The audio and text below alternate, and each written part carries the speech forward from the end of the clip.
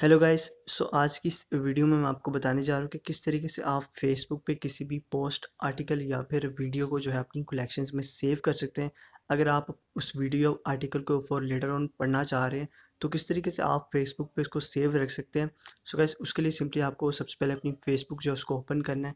और for example अगर आपको यहाँ पे कोई भी वीडियो अच्छी लगती है या फिर कोई भी पोस्ट ऐसी जिसको आप सेव करना चाह रहे हैं यहाँ पे, तो गाइस आप उस वीडियो या पोस्ट को इजीली अपनी कलेक्शंस में ऐड कर सकते हैं ताकि आप बाद में उस वीडियो को इजीली देख सकें।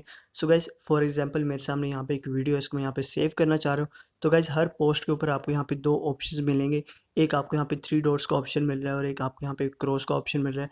गाइस वीडियो को सेव करने के लिए आपको ऊपर जो थ्री डॉट्स मिल रहे हैं पोस्ट के ऊपर, आपको सिंपली उनके ऊपर क्लिक करना है। जैसे आप उनके ऊपर क्लिक करेंगे तो आपको यहाँ पे काफ़ी सारी ऑप्शंस मिल जाती हैं।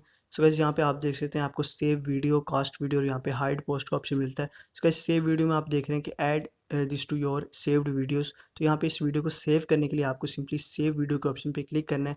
उसके बाद यहाँ पे आप इसको सिंपली सेव कर सकते हैं। लेकिन अगर आप न्यू कलेक्शन क्रिएट करना चाह रहे हैं तो आपको न्यू कलेक्शन पर आना है और इस कलेक्शन का जो भी नाम आप यहाँ पे रखना चाह रहे हैं आपको सिंपली वो नेम यहाँ पे टाइप करना है। उसके बाद आप सिंपली इसको क्रिएट कर सकते हैं और इसकी विजिबिलिटी भी आप यहाँ पे चूज़ कर सकते हैं। अगर आप ओनली मी करना चाह रहे हैं या पब्लिक करना चाह रहे हैं वो भी आप यहाँ पे कर सकते हैं।